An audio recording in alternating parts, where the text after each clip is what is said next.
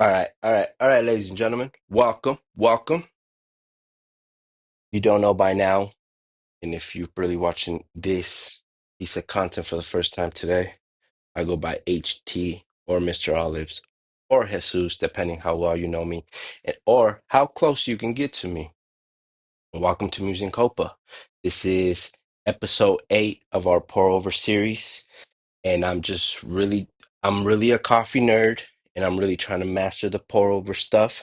And today we are trying another bean. Okay, this is a bean from a roastery called Sweet Bloom. Look at the packaging. Look at the packaging. Look at the branding on this. This bean is from Indonesia, roasted by Sweet Bloom. Just so you know, beans are not local because they're either from South America, Africa, or somewhere in Asia. This one's from Indonesia. And in Colorado here, we are spoiled. We have a lot of local great roasters. And as you could tell, so this is the Mountain IJEN, East Java, Mountain IJEN from Sweet Bloom. And this is what we're going to go ahead and try today for y'all. Of course, we got to get the smell. Obviously, I already smelled it because we got to open the bag beforehand. Mm. Oh man, you. So the notes that we are going to be looking for today are going to be blackberry, cherry, and milk chocolate. So this bean was naturally processed. So there's two ways that the bean is processed, washed or natural. So natural is when the whole thing is processed. So if you don't know, the bean comes from a cherry fruit. When it's naturally processed, the cherry and the bean stay together as they process it, right? And I was told by a barista today that that's how we get stronger notes. That's how we get more pungent smells, and that's kind of what I like as far as a coffee. I like stronger. I like it pungent. I like to hit as soon as you take that sip, it hits you the nose, it hits the taste buds. So, and when you process it through washing it, you remove the cherry part of the bean and you just wash the bean. So this one was naturally processed along with the full cherry in the bean. So a naturally processed is when you keep the cherry around the bean. And the reason, and I'm learning that I really like fruit note flavors in my coffee, right? I'm really learning that that's kind of my go-to. That's what I want. I don't mind the chocolate undertones because most South American beans, they're going to have a lot of chocolate undertones. This one obviously does. But this is not from Latin America. This is from Indonesia, Mount Jivet. So what I did in my research, it looks like it was grown in the mountain, high, I can't even speak, at a high place in the mountain. And I'm guessing that's what the name Mount Indian comes from. So another reason why I wanted to do bean from their roastery. Well, first, they're great. They look like they really care about what they're doing. Like I always say, go check them out. They have coffee shops around the city. Sweet Bloom, go support a lot of local stuff. A lot of people that really care about what's going on with the coffee and taking care of it and being ethical about it. You know me, I'm a sucker for good branding on the aesthetics. You know what I mean? So go check them out. But aside from that, another reason why I chose to do this bean is because this coffee shop where I purchased this bag today is where I grew up. where I spent probably half of my life, where, I put in my work in, for lack of better words, right? And you could take that as you please. But this coffee shop was kind of in the neighborhood where I grew up since I was little, since my family and I made the migration from Mexico to here, and I grew up in that side. I'm not going to specifications of what side of town, but if you look it up, you'll probably find it. But this coffee shop was opened in the in the block where I grew up. Obviously, the block is very different, gentrification as it should. Growing people. You know what I mean? And most people that live there are transplants, right? But this is not the first time I go to the coffee shop. Previously visited the coffee shop and enjoyed and got to look at it, and it just hit me with a lot of nostalgia because that specific uh the specific place where the coffee shop lays, or the specific real estate, like I said, I used to put a lot of work in around that. That little block was has a lot of memories for me. Good memories, bad memories, horrific memories, but a lot of memories nonetheless. And it was just kind of mind blowing that after all this time, I can go back with and go inside the coffee shop where people really like coffee, be surrounded by a bunch of transplants, and literally enjoy a great cup of coffee from another piece of the world. And my first cup of coffee, the cortado, so I usually get a cortado, was from Peru. And it was just kind of nostalgic, mind blowing at the same time, that a place that I literally grew up in, I made my bones, I put in my work, good things, horrific things, all in one would occur there. And I was just sitting there in this coffee shop enjoying this coffee from Peru. And it was kind of mind blowing as I started remembering and reminiscing about the different things that will go on in that time as I was growing up. Obviously, it was a whole different time, a whole different world, right? But that's why I decided that it'd probably be a good idea. Another thing that the barista told me about this Indonesian coffee bean is that this is a limited run, so they might not have any more of these beans here soon. So I went with this, and I'm starting to learn as far as coffee beans. I'm more on the fruity side. The chocolate undertone is okay, but it's not my type of thing. But so we're gonna look for blackberries and cherries. So welcome, like and subscribe. Let somebody know that HT is a coffee nerd, and we're out here making content. And make sure you guys go check out the podcast from last night. It was pretty fun, pretty enjoyable. Hope everybody's having a good week. I know right now it's kind of snowy, kind of slushy, kind of rainy. Some late spring snow, um, rain before the summer. That's good. So, as always, we got our good trusty V60, good Japanese hardware for the pour over, as you can see, and we got a good bamboo filter.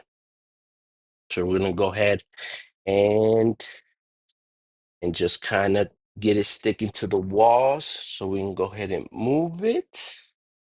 So we can get this going. Let me see. So we gotta take our time. So let me see, because I don't want to mess this up, because this is crucial. Every little step to a pour over, it's really crucial, like straight up. You cannot fuck around.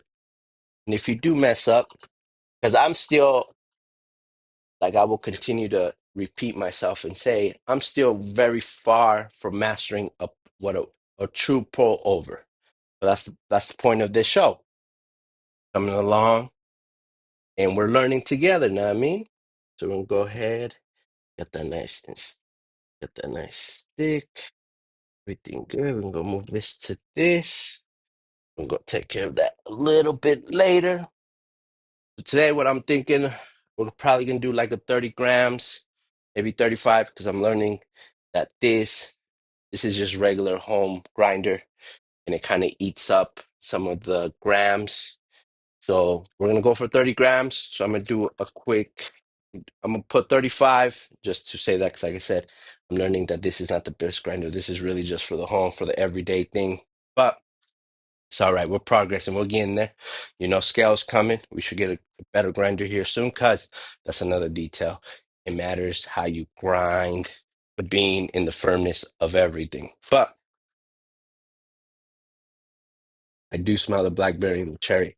I'm very excited for this. I just hope the taste matches the smell, and I guess that's gonna be on me. So we got our scale ready. We'll go ahead and start getting it in there. So we want 35 grams.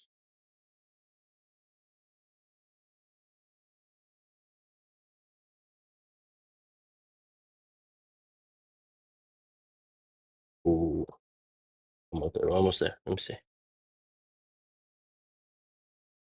All right, perfect. So like I said, go check them out. If you're a coffee nerd like myself, Sweet Bloom is a really good roastery. The bean is from Indonesia. If they ever tell you a bean is local, they're lying to you. There's no such thing. We don't have the environment to grow coffee beans. Maybe Florida, maybe even Hawaii. But as far as that, either Latin America, Asia, Africa, that's how it goes. So we got it 35 grams. I'm gonna go ahead and put it in there. That back there. Open the little grinder. Make sure everything is locked in. Yeah, if you haven't pressed like and subscribe yet, what are you doing, bro? It don't cost you nothing. Go go tell somebody I'm out here making coffee content. Even if you hating, even you're like, he don't know what he's doing. Just let somebody know. Let them decide for themselves. You know what I mean? I'm gonna go ahead and grind this real quick.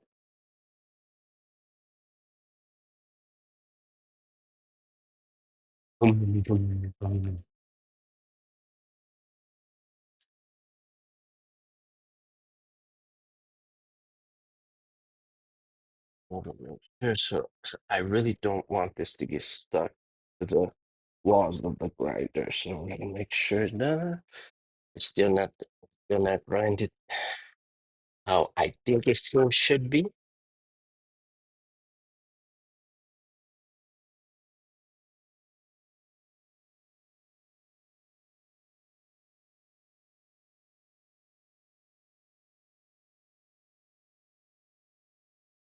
So let's see. Okay. Like, just gotta make sure cons- the consistency is where we need to have it. Let me see. Now a little bit more. There's some big parts in there.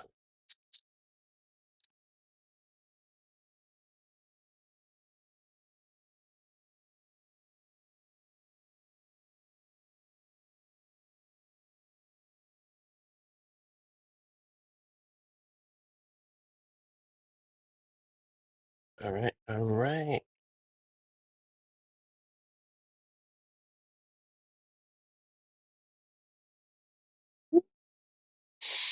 That grind makes the explosion of the aroma just start going. So we're gonna go ahead and put it back in here because I want to go ahead and wait it, see exactly how much we got before we put in the V60.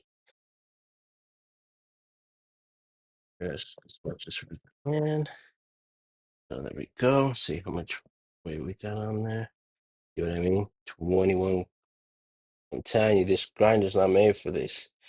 So we're gonna have to end up going with a 21 grams. Okay, keep that in mind. Let's see. Let me see. Right, 22. But we'll go ahead and go with 20 grams. On this one over here. So bring our V60 over here. Go ahead and put this over here. Coffee in there. You want it nice and around with kind of a hole in the middle so the water can make sure it goes. So we do got 21 grams. We'll go ahead and hit it with this first one, so we can have a bloom. You're just gonna really just take your time, especially this first pour, especially this first pour. Ooh,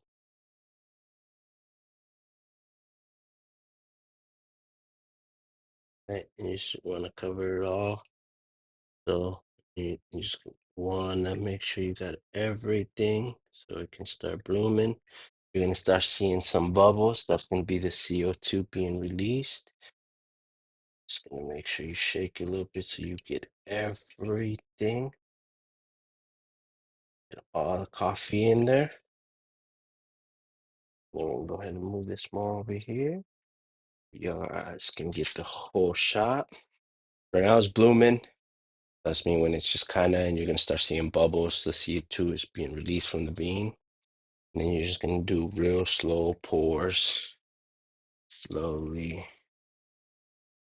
Just slowly take your time. There's no rush.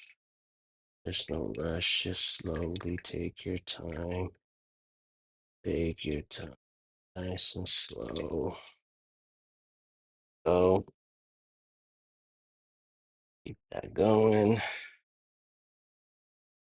So, okay, 9 ounces, and we want looking at about 15 ounces of water that we're gonna want in there just to try to get the ratio as good as we can.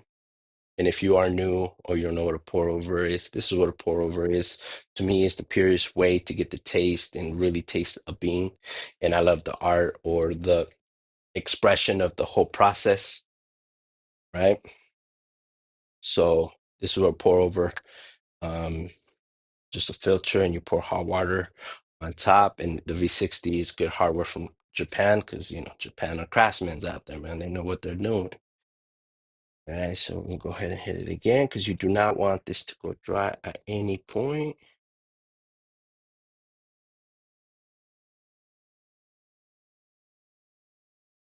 Just slowly, and that twirl motion is important. I know it doesn't seem like it is, but just you and I, it's very important.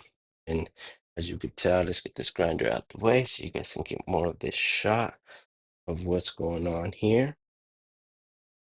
Let me double check what's going on the internet.